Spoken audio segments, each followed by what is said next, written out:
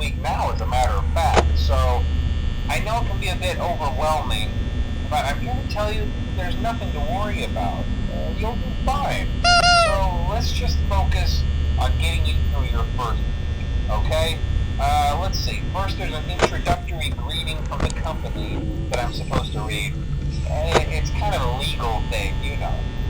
Welcome to Freddy Fazbear's Pizza, a magical place for kids and grown-ups alike, where fantasy and fun come to life.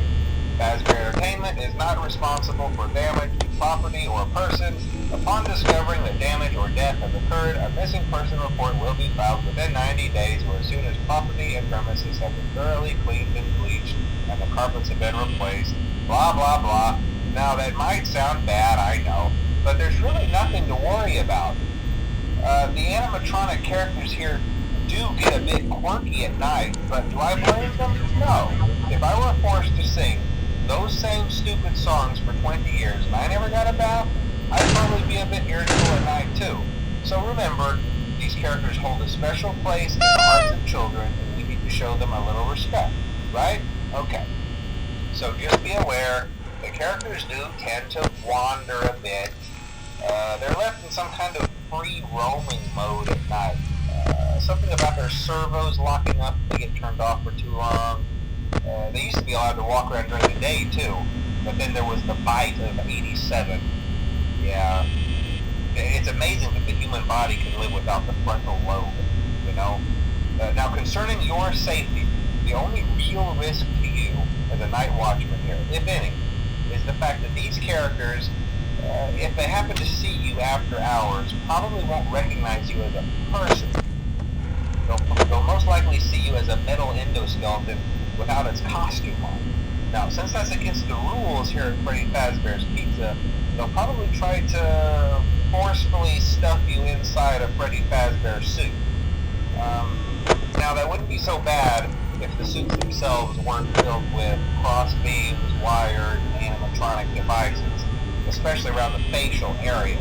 So you can imagine how having your head forcefully pressed inside one of those could cause a bit of discomfort and death.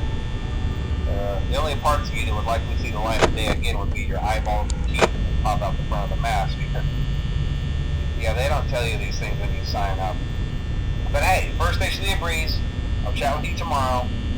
Check those cameras and remember to close the doors only if absolutely necessary. Gotta conserve power. Alright, good night.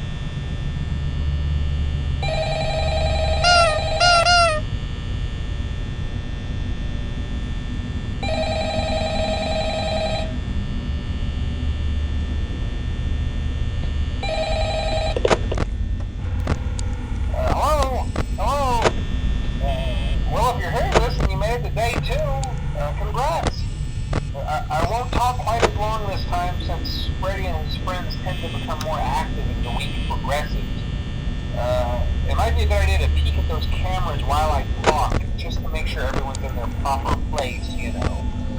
Interestingly enough, Freddy himself doesn't come off stage very often.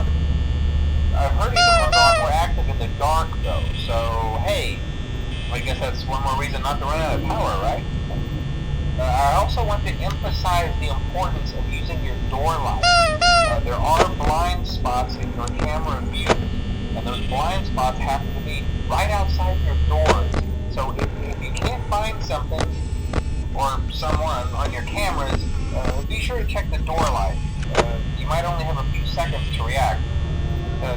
Not that you would be in any danger, of course. I'm not implying that. Also, check on the curtain in Pirate Cove from time to time. The character in there seems unique in that he becomes more active if the cameras remain off for long periods of time. I guess he doesn't like being watched. I don't know. Anyway, I'm sure you have everything under control. Talk to you soon.